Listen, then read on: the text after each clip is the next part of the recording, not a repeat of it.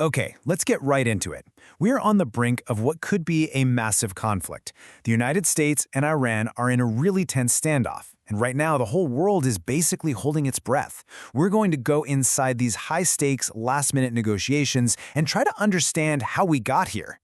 And this is the statement that just sent shockwaves around the entire planet. When President Trump said this, it wasn't just a threat. No, it was a very clear signal that the time for talking was pretty much over. It set the stage for this frantic, desperate scramble to find a peaceful way out. 8 p.m. Eastern. That's the deadline. The moment of truth, really. The White House drew a hard line in the sand, and the message was simple. If a deal isn't reached by then, the world could become a much, much more dangerous place. So you gotta ask, right? How did we get here? How did two countries that seem to be on a path to de-escalate end up staring down the barrel of a full-blown war? To really get what's happening now, we have to look at the steps that led us to this cliff edge. So what exactly was this deal that everyone was fighting over? What was the proposal that could have stopped all of this from happening? Let's take a closer look at what was actually supposed to be the foundation for peace.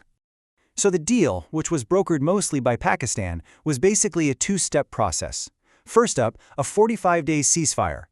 Just to cool things down, stop the fighting, give everyone some breathing room.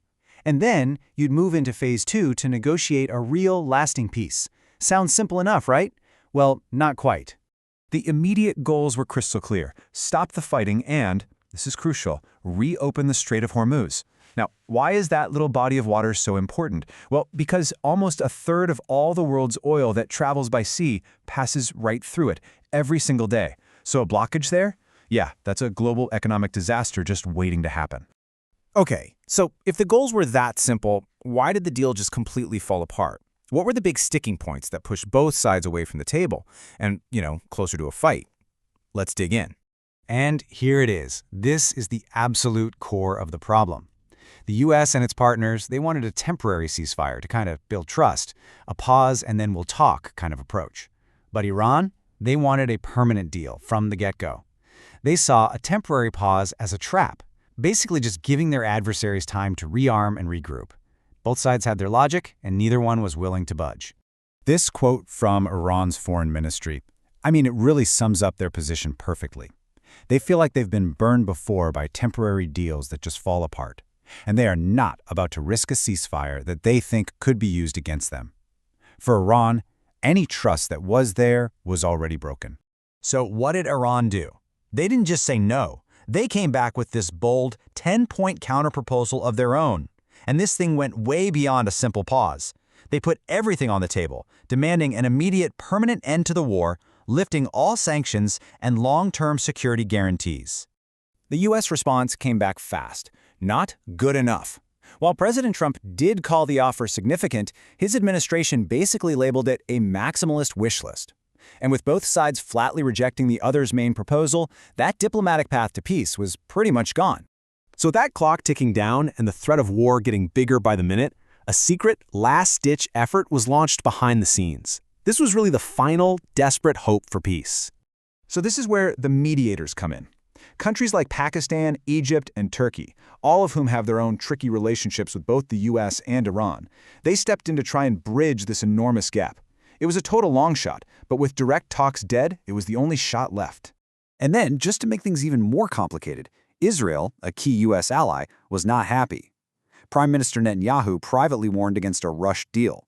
He was worried it wouldn't permanently deal with Iran's military capabilities, and that just added another intense layer of pressure to an already impossible situation. And that brings us right back to the countdown, the final hours before the deadline, with the entire world watching, waiting to see if peace is going to win out, or if war is about to erupt. Look, this crisis is already hitting people's wallets. As this chart shows, global oil prices are just soaring because of fears of a wider conflict. And that means higher prices at the pump for everybody. And if a war does break out, it's only going to get worse. But the costs of war isn't just about dollars and cents. It's measured in lives. And the message coming from Iran's leadership is, well, it's terrifyingly clear. They're saying if the U.S. attacks, this won't be some limited strike. The entire region is going to burn. And let's be really clear, this isn't just talk. The U.S. has a plan, a detailed plan to cripple Iran by systematically destroying its bridges, its power plants, basically its ability to function as a modern country. The consequences would be absolutely catastrophic. The breakthrough or a breakdown, diplomacy or destruction. The fate of an entire region, maybe even the stability of the world, is hanging in the balance over these next few hours. As that clock ticks down, the question is, will reason find a way, or will the drums of war just get louder?